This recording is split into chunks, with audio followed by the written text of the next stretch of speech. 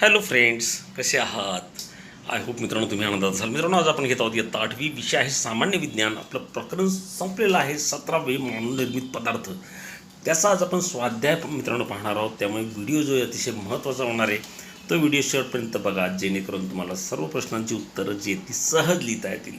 त्याचप्रमाणे मित्रांनो, चॅनलवर नवीन असेल तर चॅनल सबस्क्राईब करा. असेच तुम्हाला व्हिडिओ आपल्या प्लेलिस्टमध्ये मिळतील व सर्व प्रकरणाचा तुमचा अभ्यास जो आहे तो सहजपणे होऊ शकेल. त्यामुळे मित्रांनो, चॅनल सबस्क्राईब करा. चला मित्रांनो, सुरुवात करूया. स्वाध्याय. आता पहिला प्रश्न जो आहे मित्रांनो तो आहे शोधा म्हणजे सापडेल, म्हणजे थोडक्यात रिक्त जागा भरा हा असणार आहे. बघूया आपण पहिला.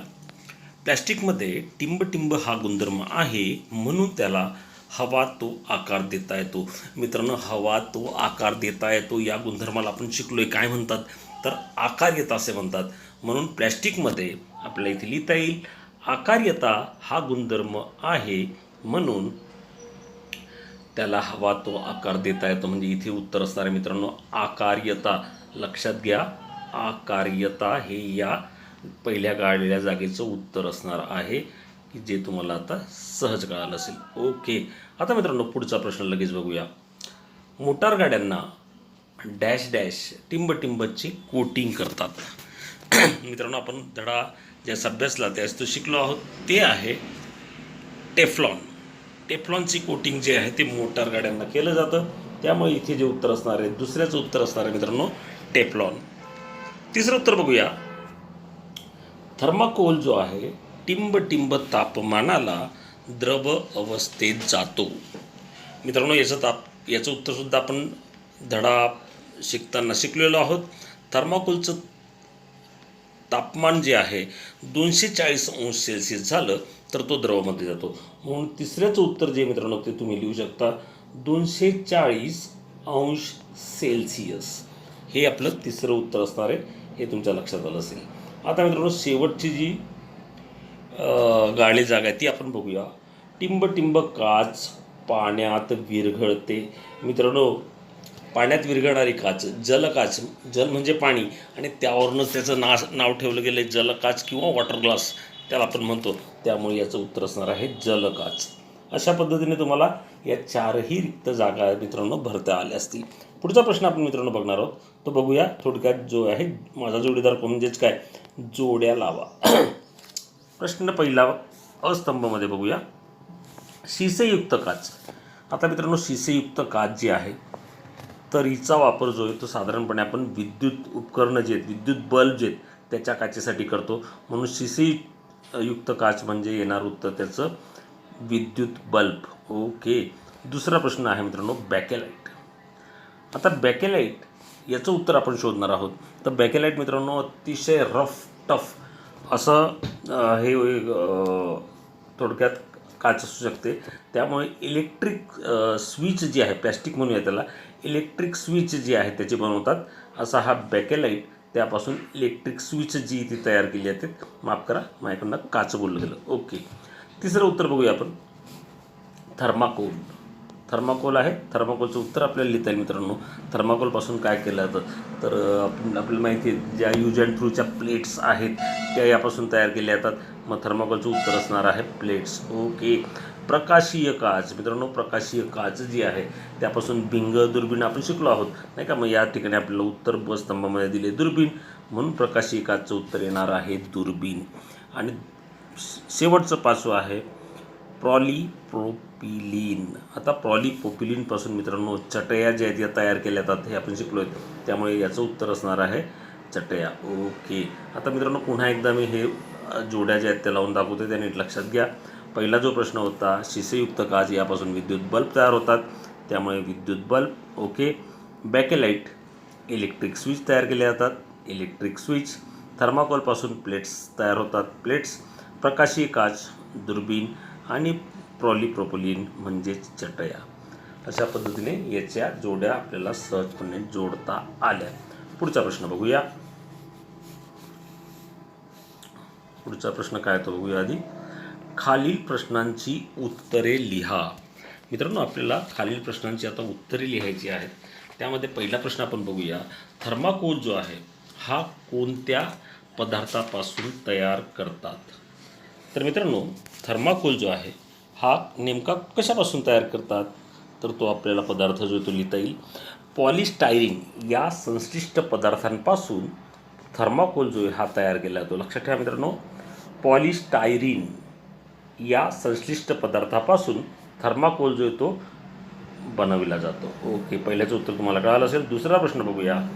PVCचे उपयोग लिहा. मित्रांनो, PVC म्हणजे काय, तर PVC म्हणजे पॉलिव्हिनाइल क्लोराईड. हे आपण शिकलो नाही का. मग हे पॉलिव्हिनाइल क्लोराईड हे जे आहेत मित्रांनो, बाटल्या, रेनकोट, पाईप, हँडबॅग जे आहेत ते असू शकतात, किंवा बूट, विद्युतवाहक तारा जे असतात त्याच्यावरची जी आवरणे आहेत ती, त्याचप्रमाणे मित्रांनो दोरखंड, खेळणी, फर्निचर इत्यादींपासून आपल्याला बनवण्यासाठी PVC जो तो वापरला जातो, हे त्याचे उपयोग झाले, हे त्याचे फायदे झाले, हे तुम्हाला कळाले असतील PVCचे उपयोग. ओके, पुढे बघूया मित्रांनो.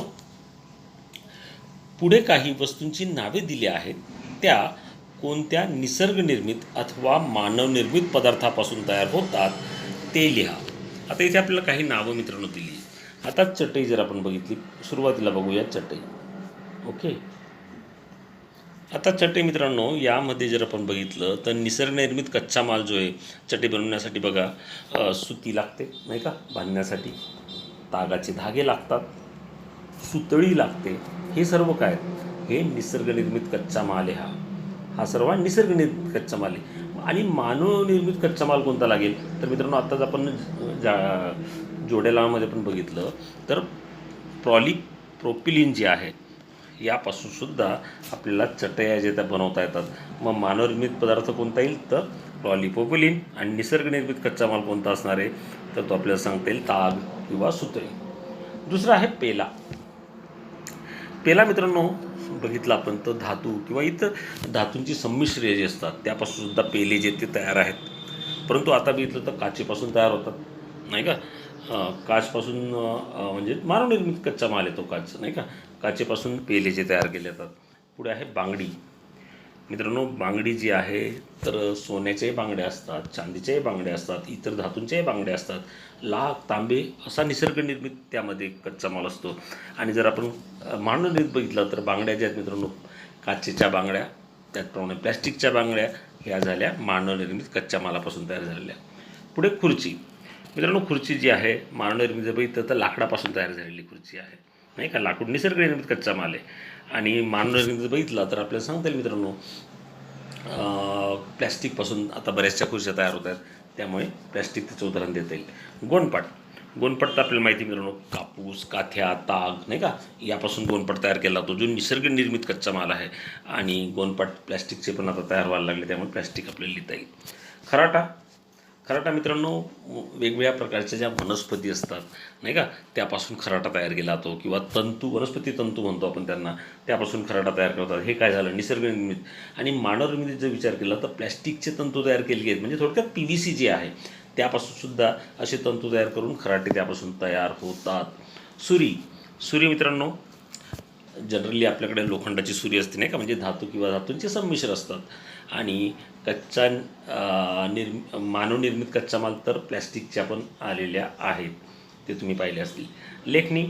लेखणी मित्रांनो, सुरुवातीला आपल्याला माहिती आहे लाकडापासून लेखणी तयार केली जात होती, त्याचप्रमाणे किंवा धातूंपासून लीफ वगैरे त्यामध्ये असायची आणि धातूंपासून तयार केली जाते.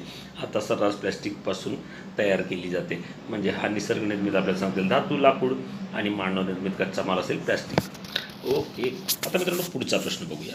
पुढचा प्रश्न आहे आपल्याकडे, काचेमधील प्रमुख घटक कोणते आहेत. आता काचेमधले जे आपण प्रमुख घटक जे बघितले तर ती नेमकी कोणती आहेत ते आपण बघूया मित्रांनो.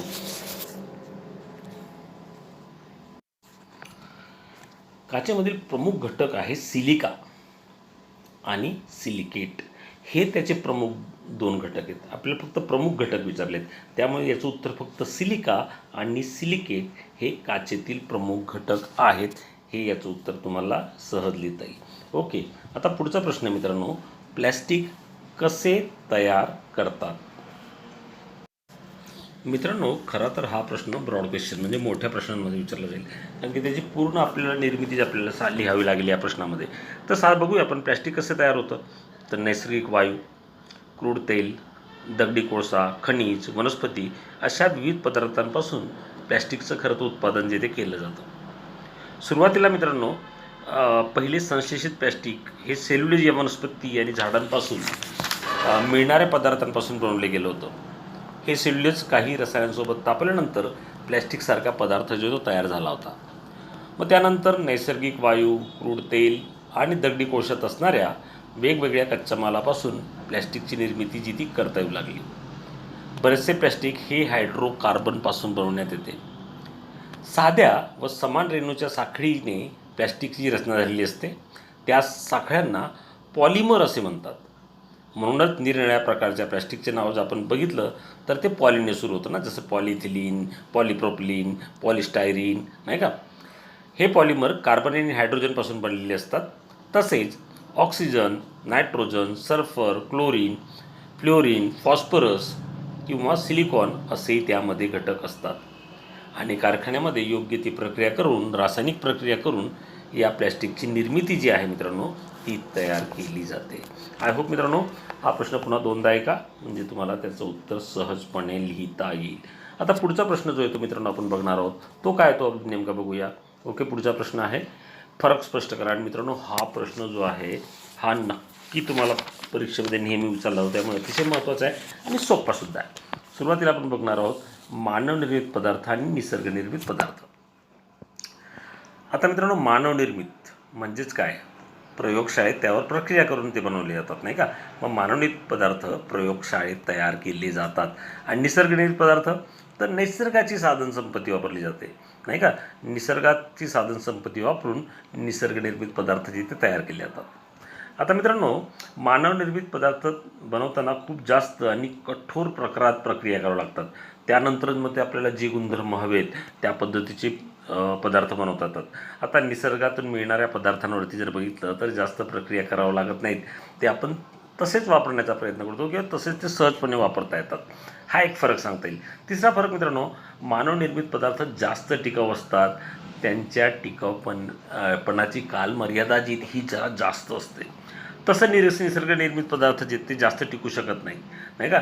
त्यांच्या टिकाऊपणाची कालमर्यादा जी आहे ती कमी असते. थोड्याशा कालांतराने काय ते निसर्गनिर्मित असल्यामुळे ते विघटन होऊ लागतं. हा आपल्याला तिसरा फरक सांगता येईल. चौथा फरक मित्रांनो मानवनिर्मित पदार्थांची देखभाल करणं खूप सोपं असतं. चांगल्या अवस्थेत टिकवणे सहज ते शक्य असतं.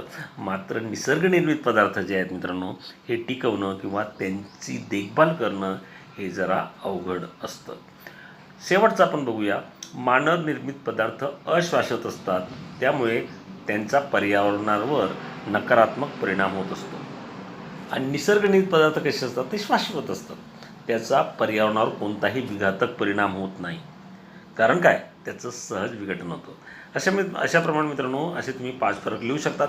6वा फरक लिहायचा असेल तर तुम्ही मानवनिर्मित पदार्थाची उदाहरणं द्या, निसर्गनिर्मित पदार्थाची उदाहरण द्या, आणि तो सुद्धा एक प्रकारचा फरकच होईल. आता मानवनिर्मित पदार्थ कोणते आपण याच प्रकरणात शिकलेलो लिहूया. काच, प्लॅस्टिक, नाही का, थर्माकोल हे सर्व काय आहेत हे मानवनिर्मित आहेत. निसर्गनिर्मित माहिती मित्रांनो कापड, रेशीम, लाकूड हे काय तर हे निसर्गनिर्मित पदार्थ आहेत. अशा पद्धतीने तुम्ही मित्रांनो कोणतेही 4 फरक जे आहेत ते सहज लिहू शकाल. पुढचा फरक आहे उष्मा मृदू प्लॅस्टिक आणि उष्मा दृढ प्लॅस्टिक. आता मित्रांनो उष्मा मृदू प्लॅस्टिक आपण बघूया आधी. ज्या प्लॅस्टिकला हवा तसा आकार देता येतो त्या प्लॅस्टिकला आपण म्हणतो उष्मा मृदू प्लॅस्टिक. आणि ज्या प्लॅस्टिकला एकदा साच्यात टाकून एक विशिष्ट आकार प्राप्त झाला, पुन्हा उष्णता देऊन त्याचा आकार बदलता येत नाही, त्या प्लॅस्टिकला आपण उष्मा दृढ प्लॅस्टिक असे म्हणतो. दुसरा फरक आपल्याला लिहिता येईल. उष्मा मृदू प्लॅस्टिकपासून बनवलेल्या वस्तूंचा पुनर्वापर आणि पुनर्चक्रीकरण आपल्याला करता येतं. मात्र उष्मा दृढ प्लॅस्टिकपासून एकदा वापरल्यानंतर त्याचा उपयोग आपल्याला करता येत नाही. अशा पद्धतीने मित्रांनो हे 2 फरक लिहिले गेले. त्याचप्रमाणे त्यांची उदाहरणं द्या. उष्मामृदू प्लॅस्टिक कोणते तर PVC आहे, पॉलिस्टायरीन आहे, पॉलिथिलीन आहे, पॉलिप्रोपिलीन आहेत. हे सर्व काय तर उष्मामृदू प्लॅस्टिक. आणि उष्मादृढ प्लॅस्टिक कोणते बॅकेलाइट, मेलेमाइन, पॉलियुरेथेन आणि पॉलिइस्टर हे झाले उष्मादृढ प्लॅस्टिक. अशा पद्धतीने यांचा फरक जो मित्रांनो तुम्ही सहज लिहू शकाल. आता मित्रांनो पुढचा टॉपिक बघूया आपण नेमका काय आहे. ओके, पुढचा प्रश्न मित्रांनो आपला चौथा प्रश्न झाला आहे. पाचवा प्रश्न आपण बघूया. ओके. खालील प्रश्नांची तुमच्या शब्दात उत्तरे लिहा. मित्रांनो हा तर तुम्ही लिहायचा प्रश्न आहे. करा तुमच्या शब्दात उत्तरे लिहायची. पर्यावरण आणि मानवी आरोग्यावर खालील पदार्थाचा होणारा परिणाम व उपाययोजना स्पष्ट करा. आता मित्रांनो पहिला जर आहे बघितला आपण तो आहे प्लॅस्टिक. याबद्दल तुम्हाला लिहायचं तर तुम्ही काय लिहू शकाल. प्लॅस्टिक जो पदार्थ आहे हा कसा आहे तर अविघटनशील आहे, त्याबद्दल लिहा. तो कुठेही टाकला, कोणत्या परिसंस्थेत टाकला, तो तसाच पडून राहतो. तो कोणत्याही प्रकारचा बदल त्यामध्ये घडून येत नाही. कारण काय, त्याचं विघटनच होत नाही. त्यामुळे मित्रांनो हे आपल्याला अतिशय घातक आहे हे आपल्याला लिहिता येईल. मग त्याची विल्हेवाट जर लावता येत नाही, मग काय उपाय करता येतील ते आपण पाहायला हवं नाही का. यामुळे कोणकोणती प्रदूषण होते ते आपण पाहायला हवेत.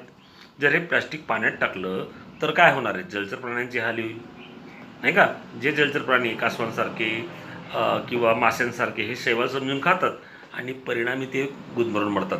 त्याचप्रमाणे उड्यावर टाकलं तर गायी जी आपली गुरंढोरं आहे ती खातात आणि तीसुद्धा जे चरणारे प्राणी ते खातात. त्यांच्या पोटात जाऊन मग त्यांनासुद्धा हानी होते. समजा यांना जाळलं तर काय होणार आहे, जाळल्यानंतर काय होणार मित्रांनो तर अतिशय विषारी वायू तयार होतात आणि ते आपल्या पर्यावरणात जातात आणि परिणामी आपल्याला श्वसनाचे त्रास जे आहेत ते होऊ शकतात. मग मित्रांनो याला पाण्यामध्ये टाकू शकत नाही, याला भूमीमध्ये टाकू शकत नाही, कारण का याचं विघटनच होत नाही. त्यामुळे हा अतिशय घातक आहे हे लक्षात ठेवा. मग मित्रांनो पुढचा जो दिला आहे आपल्याला तो म्हणजे काच. काच बघूया आपण. काच निर्मिती सुमारे 1500 अंश सेल्सिअस उच्च तापमानाला करता येते. मग यासाठी उच्च तापमानासाठी आपल्याला इंधन ज्वलन करावं लागतं. इंधनाचं ज्वलन झाल्यामुळे काय होतं मित्रांनो, sulphur dioxide, nitrogen dioxide, carbon डायऑक्साईडसारखे वायू जे आहेत हे वातावरणात सोडले जातात आणि त्यामुळे हरितगृह परिणाम होतो नाही का. तसेच काच हा अविघटनशील असल्यामुळे त्यापासून सुद्धा प्रदूषण होते. काचेचे टाकाऊ वस्तूंचे तुकडे पाण्याबरोबर जलाशयात वाहून गेल्यास त्याच्या धारेमुळे तेथील वनस्पती असतील किंवा प्राणी असतील मित्रांनो त्यांच्यावरती इजा होते. त्यांच्या एकूण अधिवासावर त्याचा प्रतिकूल परिणाम झालेला आपल्याला दिसून येतो. काचेच्या तुकड्यांमुळे सांडपाण्याची गटारे जी तीसुद्धा तुंबू शकतात. त्यामुळे मित्रांनो भूमीवरचे असो किंवा पाण्यातले प्राणी असो त्यांना काच ही इजा ठरू शकते. कारण काय, तिचं विघटन जे ते होत नाही. हे आपल्याला यामध्ये तुमच्या शब्दात तुम्ही त्याचं उत्तर लिहायचं आहे. पुढचं आहे थर्माकोल. आता मित्रांनो थर्माकोलमध्ये जर आपण बघितलं तर सर्वात महत्त्वाचं जो कॅन्सरला कारणीभूत आहे स्टायरीनचा अंश असतो. त्याचा प्रदीर्घ सानिध्यात आला तर त्या व्यक्तींना रक्ताचा कर्करोग म्हणजेच काय कॅन्सरच ना, कॅन्सर होऊ शकतो. ल्युकेमिया, लिम्फोमासारखे रोग होऊ शकतात. थर्माकोलसुद्धा अविघटनशील आहे. त्याचे विघटन निरुपद्रवी अशा कोणत्याही पदार्थात होत नाहीत. जर थर्माकोल जाळला तर त्यापासून विषारी वायू बाहेर पडतात. त्यामुळे आपल्या पर्यावरणातील आपल्या वातावरणातील हवा जी ती प्रदूषित होते आणि सजीवांना त्याचा त्रास होऊ शकतो. थर्माकोलपासून मित्रांनो प्लेट्स बनवल्या जातात नाही का, कप बनवले जातात, ग्लास बनवले जातात. ते सोयीस्कर जरी असलं परंतु अशा भांड्यांमुळे आरोग्यांचे प्रश्न जे ते निर्माण होतात. थर्माकोलच्या भांड्यात जर अन्न तापवलं तर थर्माकोलमध्ये काय असतं स्टायरीन, ते विषारी स्टायरीन आपल्या अन्नामध्ये मिसळू शकतं आणि वेगवेगळ्या प्रकारचे रोग जे ते आपल्याला होऊ शकतात. त्यामुळे मित्रांनो या थर्माकोलचा उपयोग जरी असला तर त्याचं आपल्याला विघटन करता येत नाही, त्याची विल्हेवाट लावता येत नाही. हे आपल्याला यामध्ये लिहिता येईल. आय होप मित्रांनो हे तुम्हाला तिन्ही टॉपिक कळाले असतील. पुढचा प्रश्न बघूया. पुढचा प्रश्न आहे प्लॅस्टिक अविघटनशील असल्याने पर्यावरणाला समस्या निर्माण झाल्या आहेत. या समस्या कमी करण्यासाठी तुम्ही कोणते उपाय कराल.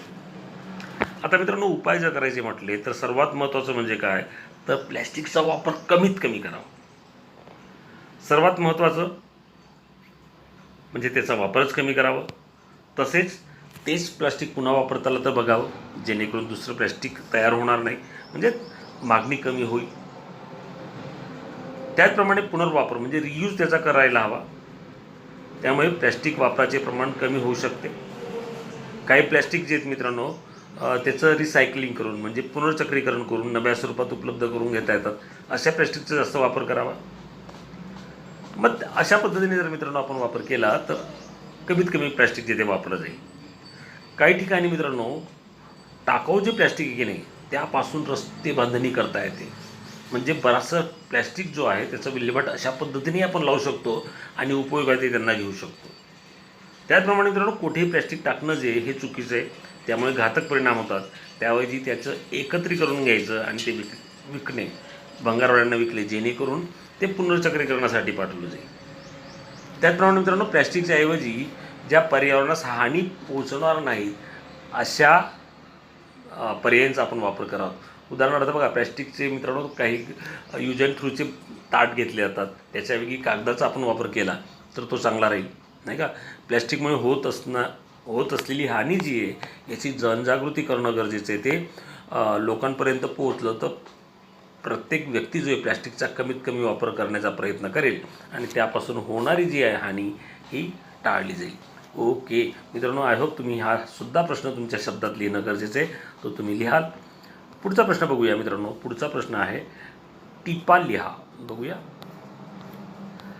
यामध्ये मित्रांनो आपल्याला दिलं आहे काच निर्मिती, प्रकाशीय काच, प्लॅस्टिकचे उपयोग, हे ते आपल्याला दिले आहेत. हे आपण बघूया, नंतर आपला स्वाध्याय जो आहे तो आजचा संपवूया. अतिशय सोपा होता आणि शेवटचा प्रश्न अतिशय सोपा आहे, तो आपण बघूया मित्रांनो. सुरुवात आहे काच निर्मिती. काच निर्मिती, ओके, याच्याबद्दल टिप लिहायची मित्रांनो. साधारणपणे मित्रांनो यामध्ये आपण काय करणार, काच निर्मितीसाठी कोणकोणते घटक लागतात त्याचा उल्लेख करणं गरजेचं आहे.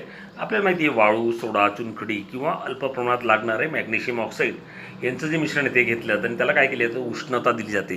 त्याला भट्टीमध्ये तापवलं जातं. किती तापवलं जातं तर त्याला 1700 अंश सेल्सिअस एवढं टेम्परेचर जे तापमान जे दिलं जातं, जेणेकरून वाळू म्हणजे सिलिकॉन डायऑक्साईड जी आहे ती वितळते. हे जर आपल्याला कमी तापवायचे असेल तर काय करतो आपण, तर त्यात काचेचे तुकडे घालावे, हे आपल्याला लिहिता येईल. त्याप्रमाणे मित्रांनो काचेचे तुकडे घातले तर उष्णता कमी होते आणि किती, 850 अंश सेल्सिअसला हे मिश्रण जे ते वितळू लागतं. मिश्रणातील सर्व पदार्थ द्रवरूप झाल्यानंतर हे मिश्रण 1500 अंश सेल्सिअसपर्यंत तापवून एकदम थंड केलं जातं आणि या अकस्मात थंड केल्याने मिश्रण स्फटिक रूपात जात नाही आणि त्याऐवजी आपल्याला एक जिन्सी अस्फटिक पारदर्शक रूप जे या काचेचं मिळतं. आणि निरनिराळ्या प्रकारच्या काचा बनवण्यासाठी पदार्थ जे आपण वेगवेगळ्या प्रमाणात घेतले जातात आणि त्यापासून काच निर्मिती होते. आता मित्रांनो पुढचा प्रश्न आहे प्रकाशीय काच. आता मित्रांनो प्रकाशीय काच जी आहे ही अतिशय शुद्ध असते. शुद्ध आणि पारदर्शक ती असावी लागते, कारण की तिचा वापर कुठे केला जातो तर भिंगांमध्ये, दुर्बिणींमध्ये, चष्म्यांमध्ये तिचा वापर केला जातो. तर त्यामुळे मित्रांनो ही पारदर्शक आणि शुद्ध असणं आवश्यक असतं. प्रकाशीय काचमध्ये कोणते घटक असतात मग, तर वाळू असते, सोडा असतो, चुनखडी, बेरियम ऑक्साईड, बोरॉन यांच्या मिश्रणातून ही प्रकाशीय काच जी ती तयार केली जाते. पुढे बघूया मित्रांनो, शेवटचा जो प्रश्न आहे तो आहे प्लॅस्टिकचे उपयोग.